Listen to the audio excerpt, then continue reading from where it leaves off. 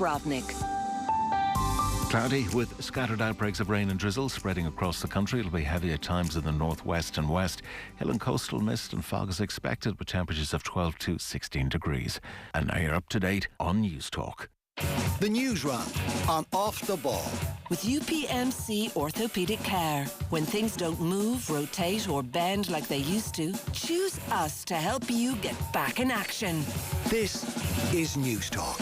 Good evening and welcome along to Monday night's Off the Ball. We are coming to you on the back of another extraordinary few days in Irish sport. So the bombshell news yesterday that Damien Duff has stepped down as Shelbourne manager is still setting in around the League of Ireland. We're going to be over this evening because we've got Nathan, who is at their game tonight in Waterford, who will be over to you in just a moment. After 8 o'clock then, we're going to be speaking to Seamus Hickey and Jamesy O'Connor about one of the most extraordinary results in the history of hurling. Dublin tearing up the bracket and knocking out Limerick on Saturday at Croke Park. And then after 9 o'clock, Colm and Darren will talk through that All-Ireland football quarter-final draw, which is probably the tastiest quarter-final draw we've had in a number of years. So loads and loads happening. Our number is 0879 180 180 if you want to get in touch on WhatsApp. Cathal Mullaney is here for tonight's bumper news round. Evening, Cathal. Hi lads, how's it going? And Mick McCarthy is here as well. Hello, Mick. So I am. How are you, Eoin? All good, all good. So we finished up Friday's show from the Regional Sports Centre in Waterford. We thought it would be the last we've heard of the RSC for quite some time. Never did we think we'd be going back to the RSC on Monday night. Because, to be honest with you, you've got Bows against Rovers tonight. Pretty clearly, from the vantage point of Friday, the number one story in League of Ireland football come Monday. But all of that has been turned on its head. Nathan Murphy is down at the RSC tonight because it is the first game in the post-Damien Duff era. Nathan, a very good evening to you. Hiya, lads.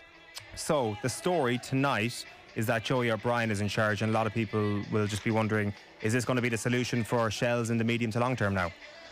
Certainly seems like it's the obvious solution. He knows the club inside out. He's been a key cog in Damien Duff's backroom team. He's obviously a player of vast experience. I think personality-wise, maybe not a million miles away from Damien Duff in terms of how he looks at the game and how he looks at a dressing room, and also the timing when they're playing an important league game tonight, but they're just 2 weeks away from their Champions League game against Linfield, which is their most important game of the season by far when you look at the monetary rewards and the sporting rewards. If they can come through that tie, you'd have to think that Joey O'Brien, the decision his is. Now, he doesn't have the UEFA Pro licence as of yet. There are workarounds for that for the initial months, and there are members of the backroom staff who have that pro licence, and he's actually registered to go and do it, so I don't think that will be an issue.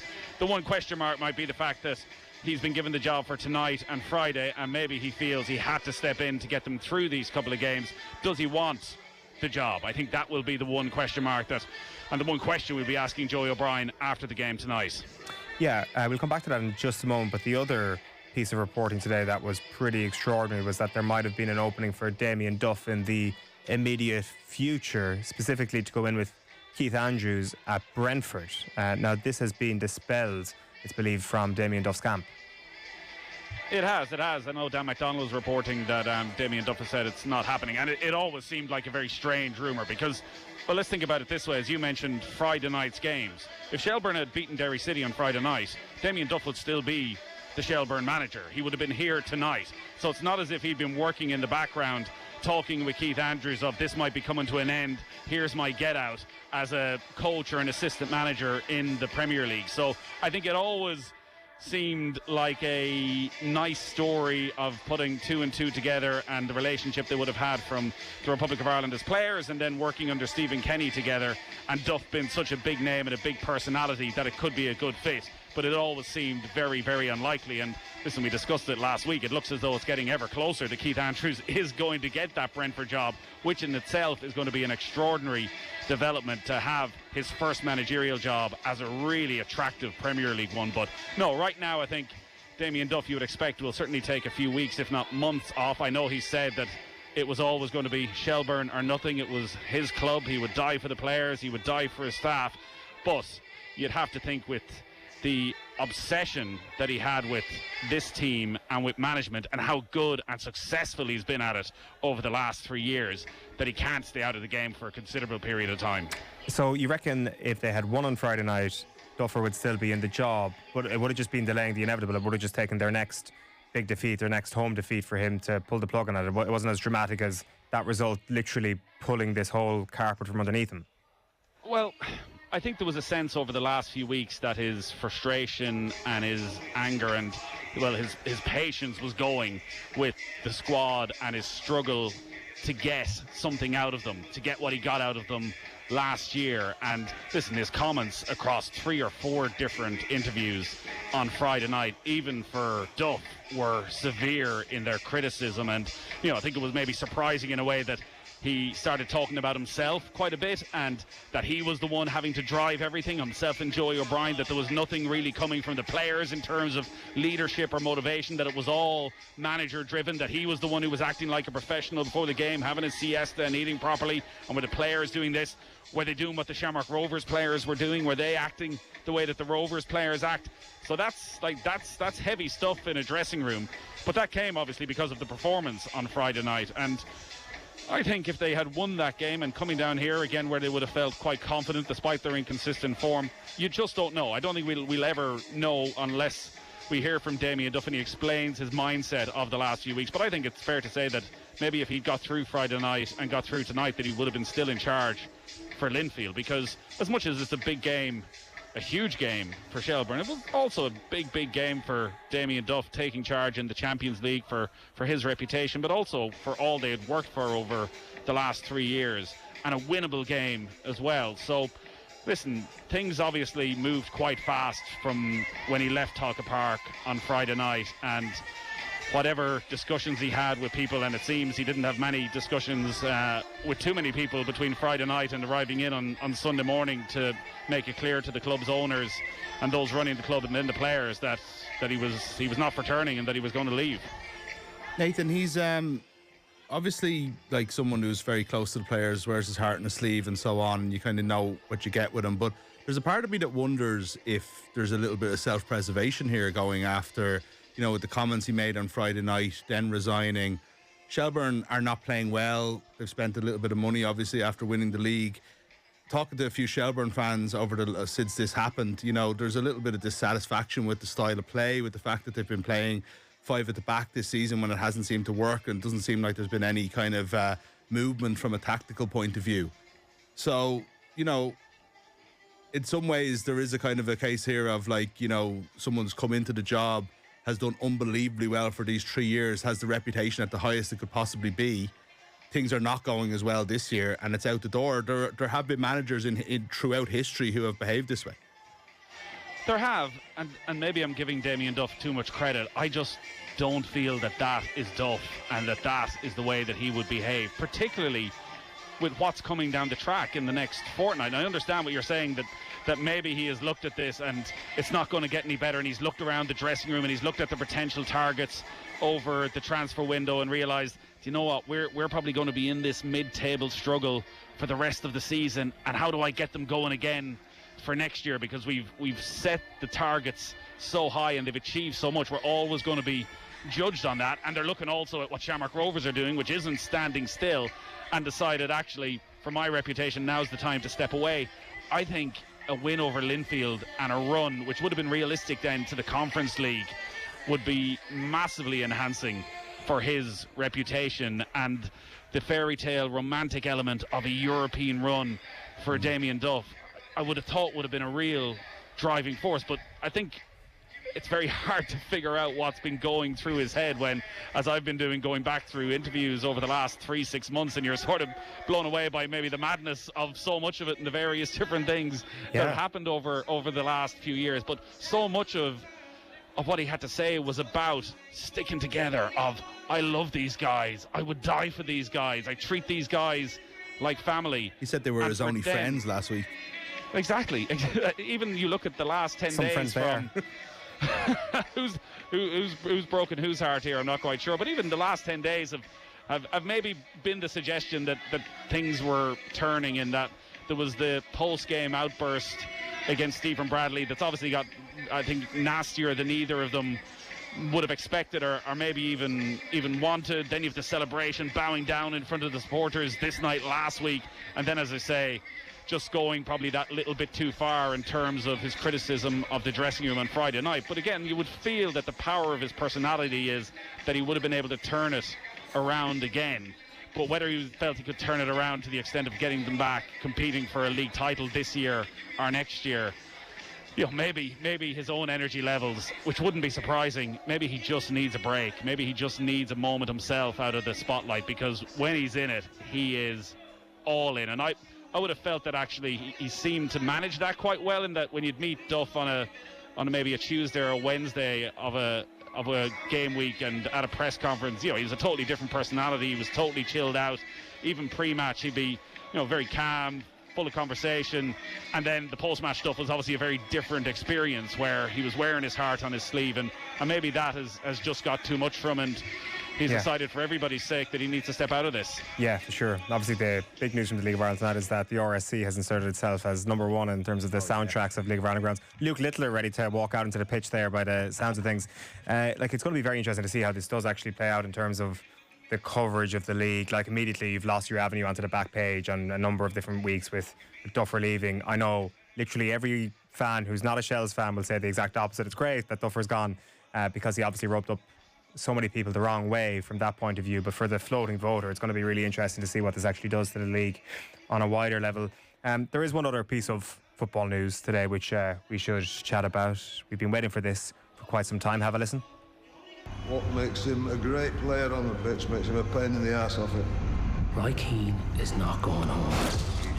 People are one side or another. Roy Keane's done nothing wrong. I feel he's let down his country. He can't be the play. He got us to the World Cup. You're unmanageable. No, it's you that can't manage. That's the problem. I think it's great. You're a bad joke. He's the best player we have. You f***ed up. Earthquake shook the nation. I think we're done. You don't ever tell me when we're done. I'm just getting started.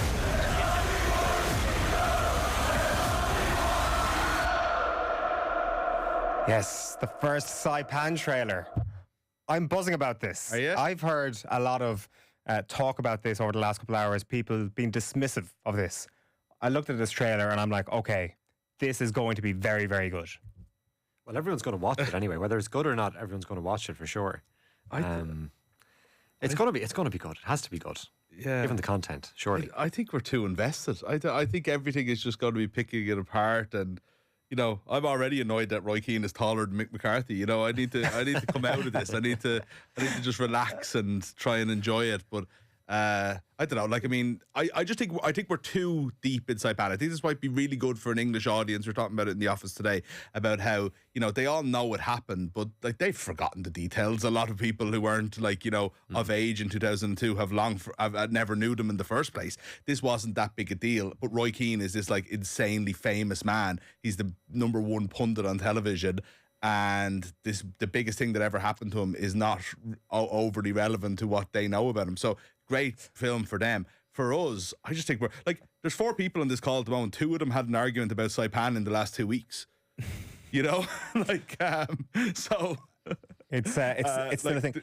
I think we're too invested. I don't know. I just love the fact that somebody has been paid as a costume designer to actually design the aircom kit for 2002 for an on-screen production. I love the fact that in the trailer, on a visual level, you can see Roy Keane sitting on a wicker chair in the middle of this forest, which looks like those forests in Saipan that are known for darker reasons. I don't know. I've got hope for the artistic level that this thing is going to reach, even if they may have got the heights of the actors wrong relative to the actual story. Steve Coogan will hold it together as well. There's some gravitas there.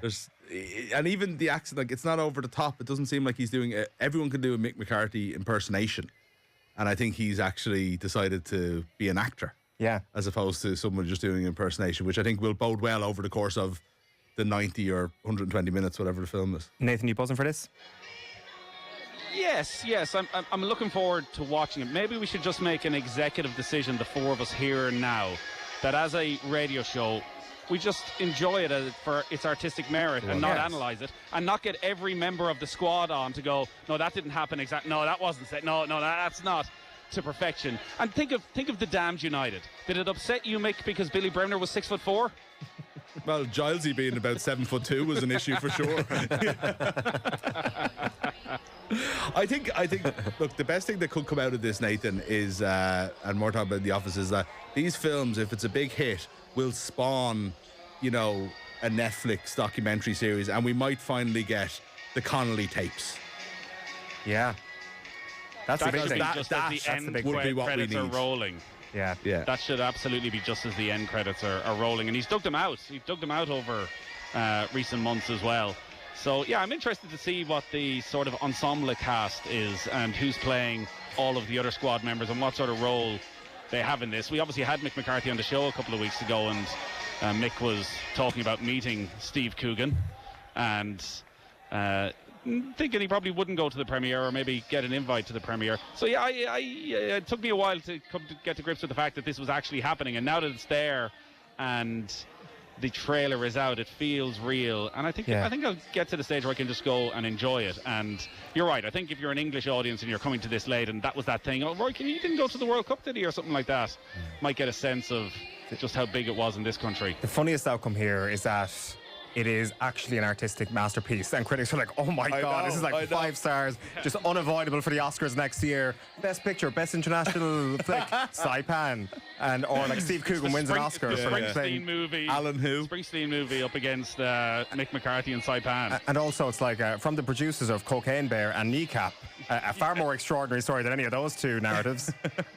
Yeah, well, if you were just to listen to that trailer and not know much about this story, and you heard the kind of like, you know, Roy Keane will not leave the World Cup, I think he let down his country, and all these kind of like, you know, vox pop stuff, and you think, oh God, this is going to be so cheesy, except for the fact that that was actually what was happening. It really was as simple as that. He was either a traitor or a hero, and there was kind of no in between, and we were all insane. Yeah, we've got loads more build up to this, whatever it is coming out, but that Saipan trailer has dropped this evening. Nathan, we will be back over to you at the RSC as the evening develops, as potentially the Joey O'Brien era begins at Shelbourne, taking temporary charge this evening after Damien Duff. So the news round tonight is with UPMC Orthopaedic Care. When things don't move, rotate or bend like they used to, choose us to help you get back in action. Cathal, you are starting with that Duff story. Yeah, and the League of Ireland tonight, Shelbourne beginning life, as you say, Eoin without Damien Duff. This evening, Joey O'Brien in charge of the reigning league champions as they head to the RSC for that meeting with Waterford in the Premier Division. Tonight, Shells announced the departure of Duff yesterday afternoon, with his time at Croke Park coming to an end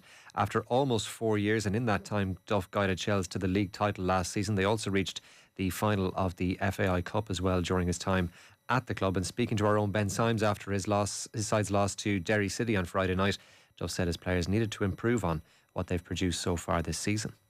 Defending titles should be the least our players' worries at the moment. I've aimed, how motivated are they? 24/7, 7 days a week. You could argue Rovers have a hunger to claim their title back. Are they hungrier than us? They certainly have quality, but are they hungrier than us?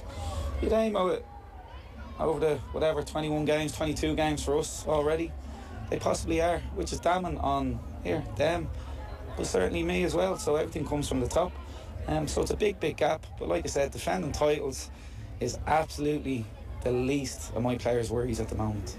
That's Damien Duff speaking after his team's display at Croke Park on Friday night. Also today, as you mentioned earlier, Owen Duff had been linked with some reports linking to him to a coaching role with Keith Andrews at Brentford. However, Dan McDonnell in the Irish Independent has since reported that that is not something that is on Duff's radar right now. It is understood, though, that Andrews is edging closer to being appointed as manager by the London club. The other fixtures tonight in the League of Ireland Premier Division at Delhiman Park.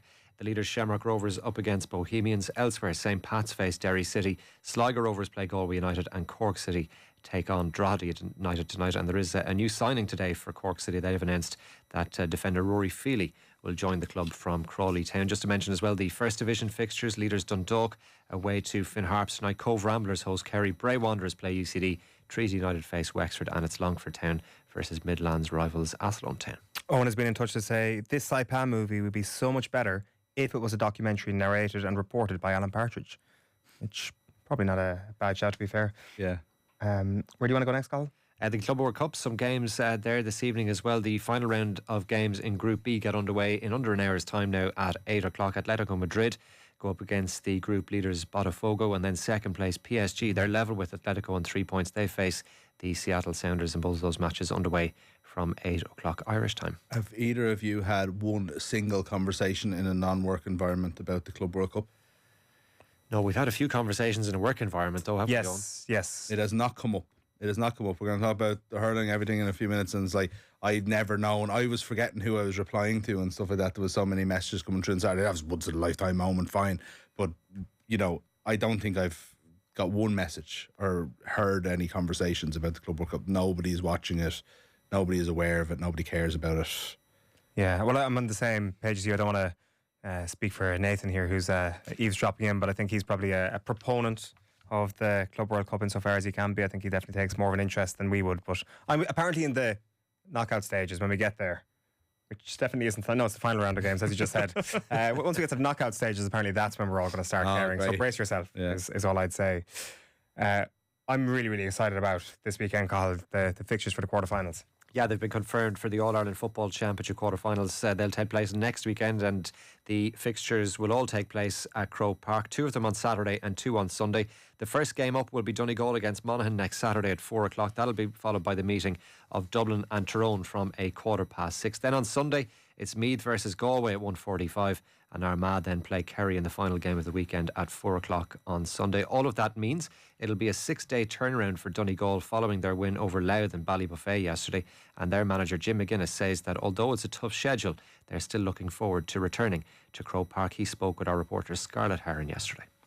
It's a grueling schedule, it's a grueling schedule. They're amateur players and they've been asked to do a hell of a lot, and then the rules means they're doing even more than they would have been doing up to this point, and 8 games, is a lot in 12 weeks. But at the same time, we set ourselves the goal that we wanted to be in the quarter-final, and when we lost the game here to Tyrone, we knew that we were going to have to probably play 3 games in a row if we wanted to be in the Croke Park on quarter-final day, and so we have 2 of those games navigated now, and we're looking forward to the quarter-final rather than apprehension. It's a good complaint to have. Yeah, and obviously it's Monaghan or Meath next week, so you'll be watching the watch tomorrow morning. How do you now prepare? Only a week to prepare. How do you sort of coach the players now? What's your schedule going to be like in the upcoming days? Well, it's very, very difficult to prepare because you don't have a lot of time. Really, you might get one training session, and there's only so much you can do in one training session when you're looking to set up against the team and press them high and defend a certain way and attack a certain way. All that, all that has to be filtered into a 1-hour training session. So it's almost impossible.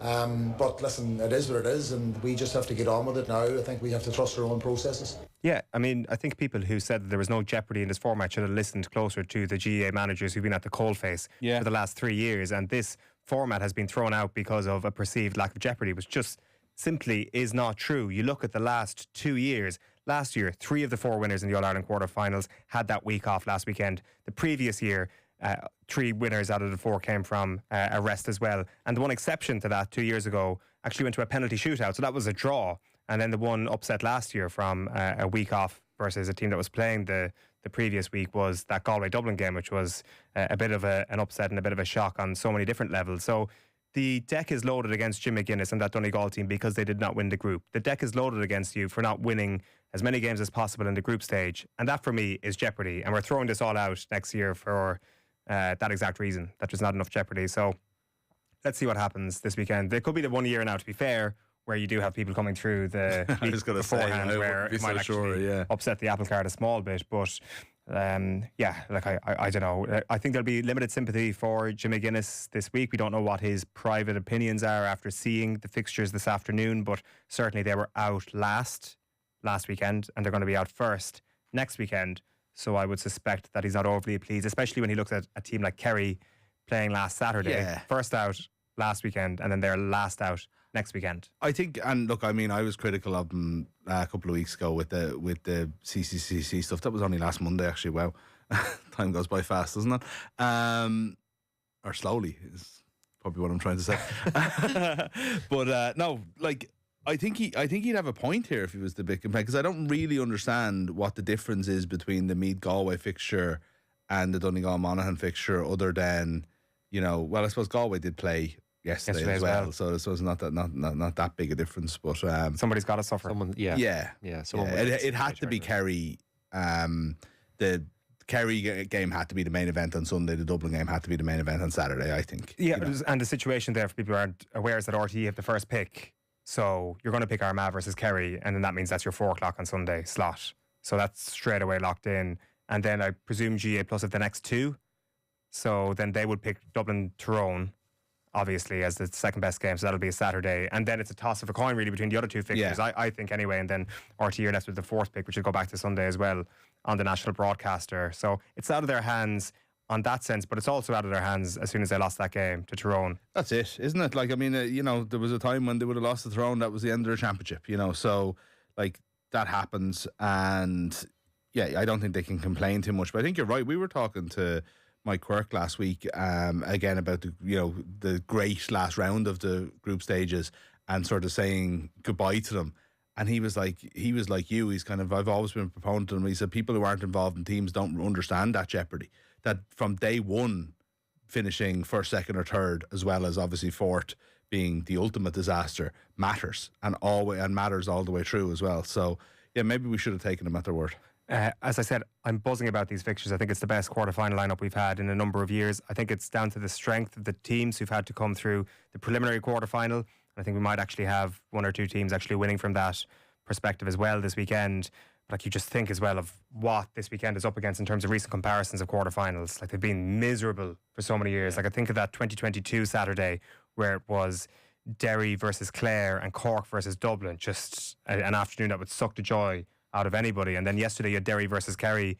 Last year you had Derry versus Kerry in the All-Ireland quarterfinal in one of the worst games of football ever played. So the bar is low. But finally, I think there's a quarterfinal weekend where everybody will be like, that was. In fairness, I think the format and the new rules obviously have added so much to it. I think all the football matches that we've had, and I think the new rules have suited some of the teams that are there. Like Meath are a team I think that are really well suited to the new rules, and that they're probably one of the best teams in the country at the manufacturing 2-pointers and kicking them. And then Monaghan as well have really excelled under the new rules. And then just in terms of the games that we've seen, and I think it might be poised even to take off even further at Croke Park, is the momentum swings are huge, and teams can score really heavily now when they have a bit of momentum. If you can press up and pick out and start winning ball 3 or 4 in a row, you can really get a bit of a burst on. And now we're going to have huge crowds at Croke Park, which adds another layer onto the momentum factor. It could be something to keep an eye on over the next little while. I'd be surprised if Meath and Galway was the last pick for the TV. Now, it could have been. I'd be surprised if it was, or I'd be surprised that it was, one or the other, right? Because Meath, for me, are, we're talking about Donegal and their short time frame. Like, they had a easy enough game at home. They had it won, 10 minutes into the second half, and they sauntered to a finish. They were at home. Galway had an awful journey, up to Newry. They struggled, and they really, there was a time halfway through that second half where you thought they were beaten. Even though they never actually surrendered the lead, the momentum of the game was so much that you just didn't see how they were going to get the possession to go and win the game. If they didn't score that goal, I don't think they would have won. And, they had to go to the well, and then they have to go and play a fresh Meath team who are so dangerous and so free scoring, and obviously have the week off, to your point earlier. So this is one of the games of the weekend. Meath could easily win this. But just looking at the back of the Indo there with Porrick Joyce's quotes, his first line is, "We put ourselves in that situation, so we're not going to be complaining about having travelled over 1,800 kilometres over 5 weekends." So they obviously lost their first game as well, didn't they, against Dublin in the group? So that's what put them on the back foot there. So that's a reflection of the good standard of the format, I think. I think so. I'm also working on this theory that Croke Park is actually not going to be the best setting for the new rules, just given the evidence that we have. Now, your momentum point about a full stadium definitely stands true, but it's going to be something I'll put to Colm and Darren a little bit later on, about the potential that the provincial grounds are actually going to bring the best out of these rules because of the confined spaces, not in spite of it. So we'll get their expert take on that a little bit earlier on. And just one last thing to mention on the football. Amazing to see that the guy who Jim McGuinness sent up the tree in Killarney there a few years ago has got a new job as Louth's team bus driver. He did a phenomenal job yesterday, and what a day for Ger Brennan and co, getting to see the beautiful Ben Bulbin. Colin, I'm sure you'll... I mean, don't miss an opportunity is what I'd say. Yeah. So, fair play. When you're in the general area, you might as well take a look. Right, we're going to take a quick break, and your next story is on hurling. Quite a bit happened in the hurling over the course of the weekend, so we'll do that next. And before that, it's time for the cash machine. News Talk's Summer Cash Machine. Now, the biggest cash prize ever given away on Irish radio is up for grabs this Friday, and the number you need to know now is €252,000. And there are now 2 ways you can enter. You can visit newstalk.com/cash machine, where you can enter online, or you can text PLAY, PLAY, to 57557. That's 57557. You have to get your entry in by 3 p.m. on Friday, and then across the Go Loud network of stations, someone will get that call. If it's you that gets that call, you have to answer it within 5 rings. Give us the exact amount in euro and cent, and you'll win the cash. So remember that amount one more time. €252,000. Over 18s only. Text costs €2.50 plus your standard message rate to play. You're playing across the Go Loud network of stations, and terms and conditions are on newstalk.com. The Newsround on Off the Ball. With UPMC Sports Surgery Clinic. When things don't move, rotate or bend like they used to, choose us to help you get back in action. This is News Talk. Looking for reliable IT solutions for your business? At Innovate, we are the IT solutions people for businesses across Ireland. From network security to cloud productivity, we handle it all. Installing, managing, supporting and reporting on your entire IT and telecoms environment so you can focus on what really matters, growing your business. Whether it's communications or security, Innovate has you covered. Visit Innovate today. Innovate, the IT solutions people. Find more joy baked in for less with Lidl. What's better than the Lidl bakery? These bakery offers, like 3 butter croissants for €1.80. And stretch your dough, mix and match 3 pastries for just €3 on Lidl Plus. Like toffee yum yums and pan au chocolat. Bon appetit. Enjoy more for less when you go full Lidl this summer. Need more room for your business? Somewhere to hold stock, equipment, or even safely store old documents? Choose from a range of unit sizes and stay for weeks, months, or as long as you like. Open 7 days with secure storage facilities right across North and South Dublin. We make business storage simple. Get an instant quote today at nesta.ie. Nesta Storage. Whatever you're doing, we'll make room for it. At Bow Concept, we believe you deserve the best in timeless contemporary Danish design. And now it's more affordable than ever, with extraordinary savings across our furniture collection. Allow our in-store designers to tailor our Scandinavian design classics to your space. In store at Beacon South Quarter and Arnott's Henry Street. Bow Concept sale now on. The Newsround on Off the Ball. With UPMC Sports Surgery Clinic. When things don't move, rotate or bend like they used to, choose us to help you get back in action.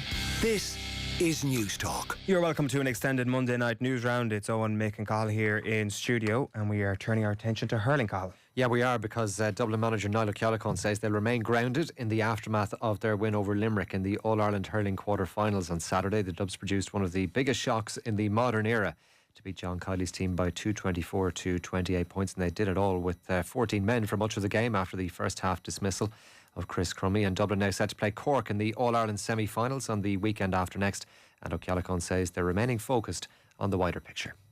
I get it, Limerick, for what they were and what they've won, gone down to 14, like incredible achievement. In our minds, you know, there's four games here. We've 2 down and we've 2 to go. And like, really, I'm not under. That's not me under.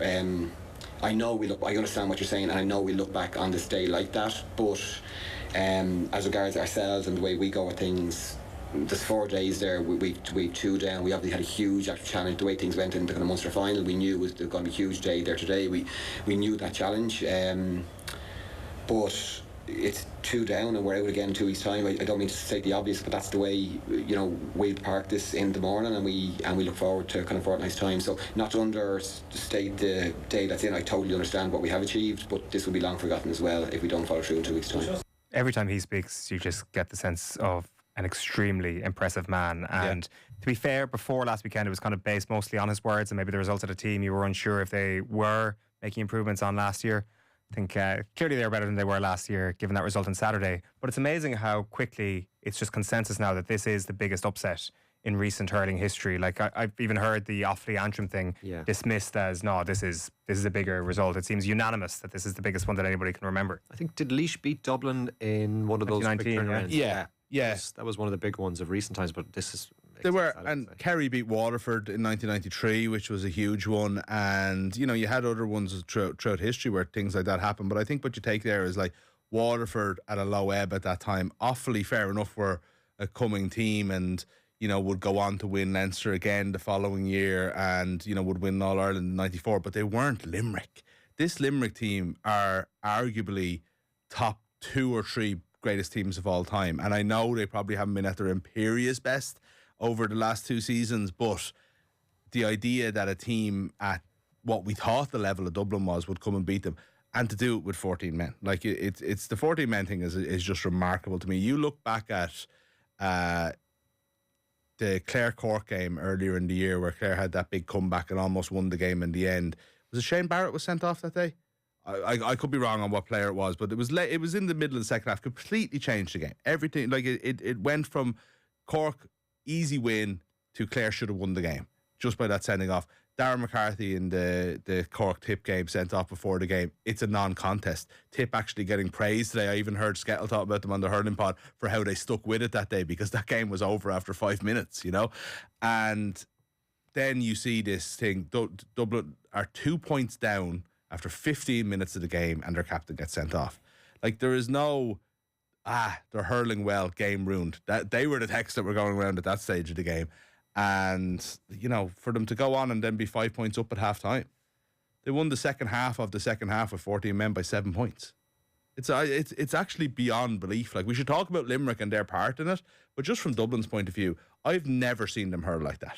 Yeah. I've never seen them come out and play at that kind of level of intensity and just be so up for the fight and up for the game and just take it and be just hungrier, quicker, sharper than a higher ranked opposition. Because I'm sure the red card motivated them, and they were unhappy with Gerard Hegarty's response to the contact that he did receive. Like Crummy himself, there was a Dublin selector, I don't think it was O'Callaghan himself, but somebody in a Dublin bib on the side of the pitch at the time looked furious as well. But that can only take you so far against one of the greatest teams of all time, being fired up for it, being motivated. It is absolutely mad. Like, it is a result that did stop the country dead. No matter where you were, if you were out and about, everybody was just trying to get their eyes on this. Like, even in Killarney, just a pub just going mental at the end for the fact that Limerick had been knocked out, seeing one of these great teams getting pipped by a perceived much weaker team. And then in Croke Park, like the roar when Keane O'Sullivan scores that goal, like it's kind of like a Dublin football moment level of roar, even though there's clearly far fewer people in the stadium compared to a full Croke Park. And yet you had that kind of guttural hill noise that you only really associate with the footballers coming after those back-to-back goals. And geez, like, I know Cork versus Dublin is heading to a sellout, and maybe a lot of that is down to Cork, but I wouldn't be surprised if it's just been accelerated massively by a new blue wave of Dublin hurling fans. I hope so as well, because like, I was at the semi-final in 2013, and I don't know the exact attendance that day, but it was like 60, 65, but it felt full, and it felt like the hill was full, and it felt like there was a Dublin, there was a lot of Cork fans there, but it felt like a Dublin hurling game had taken over Croke Park for the first time in my lifetime, in the sense of what Dublin feels, what Croke Park feels like in a Dublin match. And obviously that game was so close and so tragic in its own way for Dublin, and it never kicked on from there. So I just think it would be so good for the game in so many ways if that was to happen again, and then for it to kick on to be it an All-Ireland final or to 2026.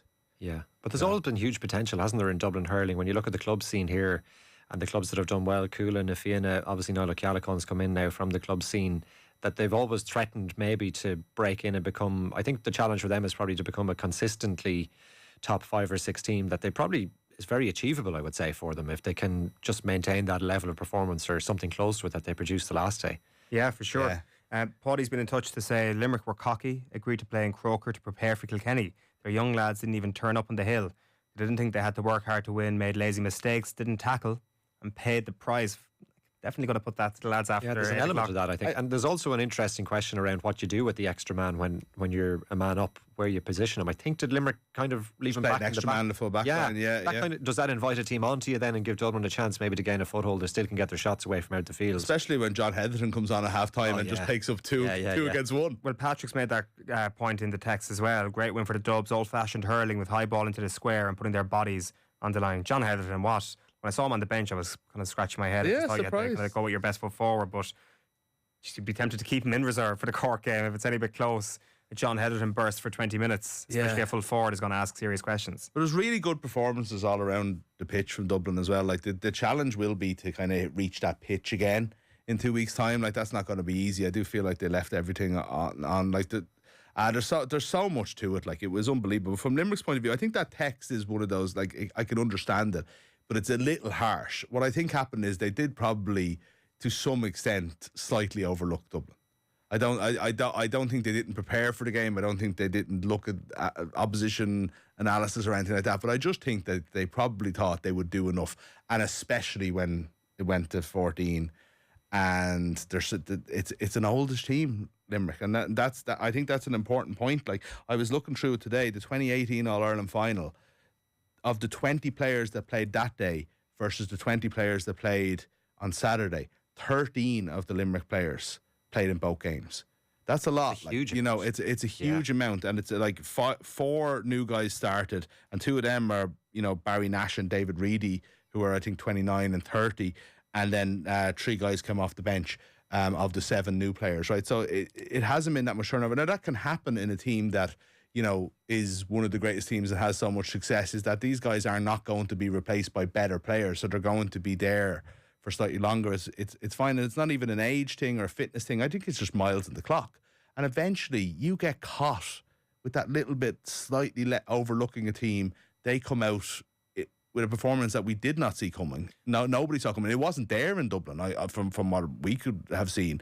And then how do you raise yourself mid-game? But to that point then, that it wasn't obvious that Dublin were going to produce this performance, I don't think it was obvious that Limerick were going to produce a performance like this based on what we saw from them in the Munster Championship. I thought they were excellent in some of their games in the Munster Championship. Yeah, don't forget the Hockey Cork. How long ago was that? Yeah, Signature performance. They've played 6 games in the Championship, though, and they only won 2. They hammered Cork in this signature performance that you mentioned, and you're dead right. And then they played Waterford in a procession that was an awful game, and they drew with Tipperary. They lost to Clare. It was a dead rubber, fair enough, and they lost the Munster final on penalties in a game that they arguably should have won. I think if the ref was using the clock properly, they would have won. They'd won 4 competitive games out of 11 in 2025 coming into the game. Yeah, well, there you go, 4 out of 12. 4 out of 12 Not now. great, really, is it?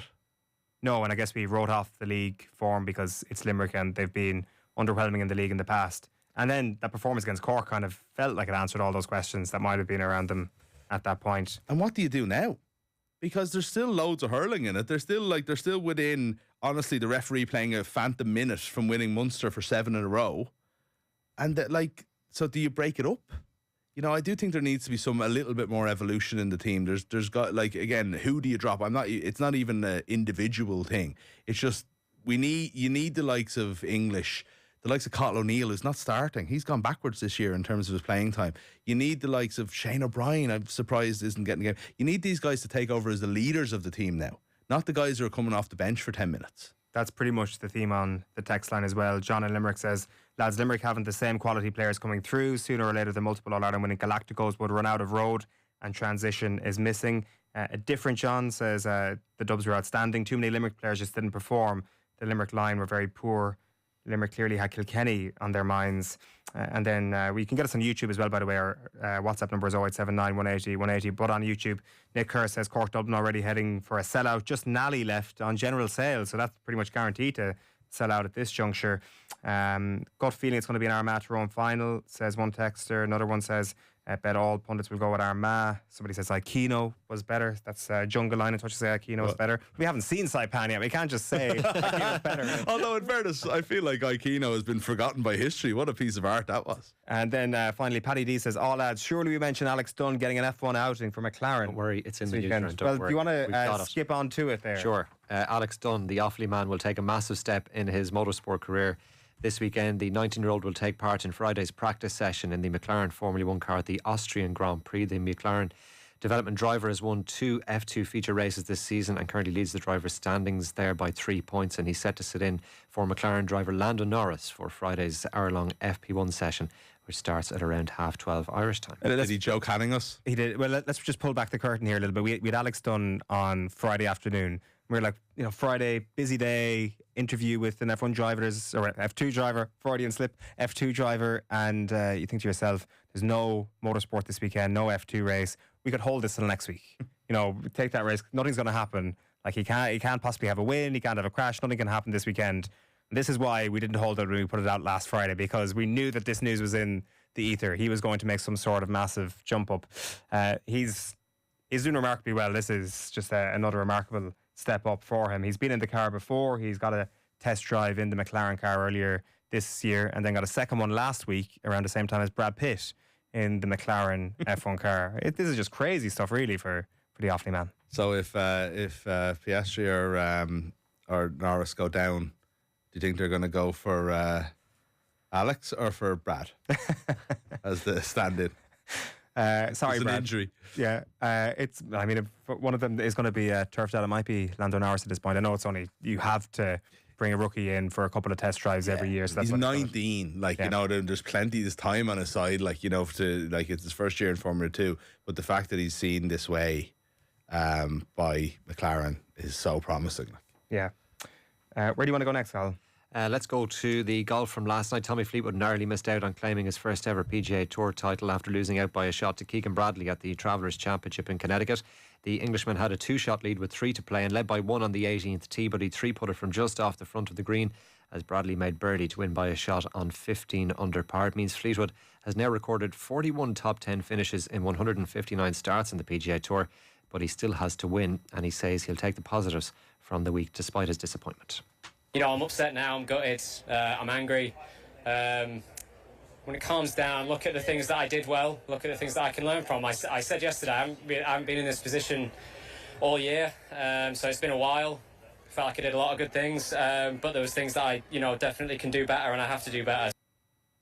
Yeah, let's turn our attention back to the League of Ireland, because Scarlett Heron is at Bows versus Rovers for us tonight, and before the game, she caught up with the fans of both sides who gave their thoughts on Damien Duff's departure from Shelbourne. Have a listen. So, what do we think of Damien Duff leaving his role as Shelbourne boss yesterday? A bit delighted, to say the least.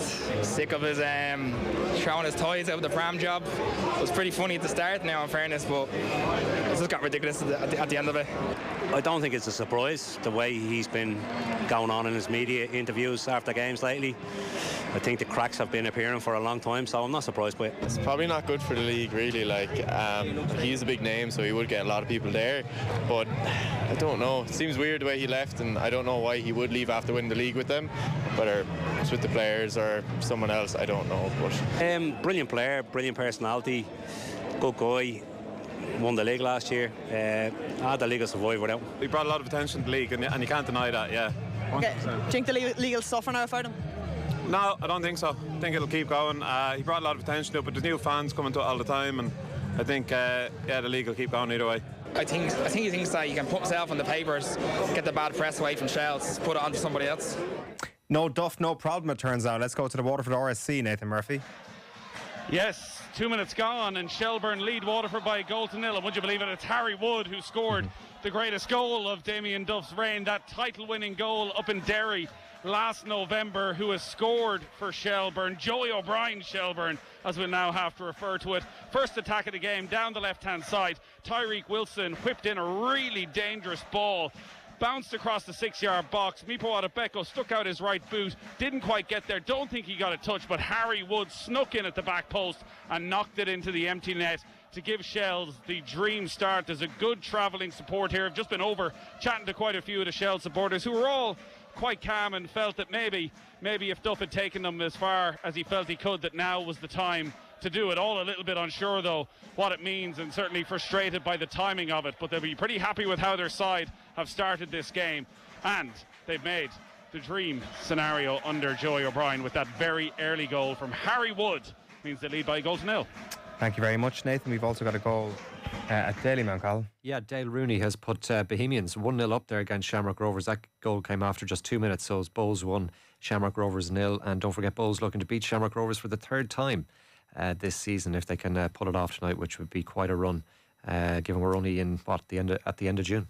Yeah, for sure. It's scoreless in the other 3 games this evening. It's Cork City up against Drogheda United, Sligo against Galway, and St. Pat's at home to Derry City. We'll keep you up to speed on all of those scores throughout the evening. We've time for maybe 1 or 2 more stories, Carl. I know there's news on Crystal Palace. There's some transfer news. Yep, we've got a couple of other bits to get through. Good news for Crystal Palace today. Their hopes of playing in Europe next season appear to have been boosted with John Textor selling his 43% stake in the club. New York Jets owner Woody Johnson will buy his shares, with the deal eliminating the risk of Palace breaching UEFA's multi-club ownership rules. Textor holds shares in French club Lyon, who will also play in the Europa League next season. Once the deal is approved by the Premier League, Palace's place in the competition should be confirmed. And very briefly, have to just jump in on that. I would, as an NFL fan, say that good news for Palace wouldn't be how I would describe Woody Johnson taking over a significant share of their club. Awful owner.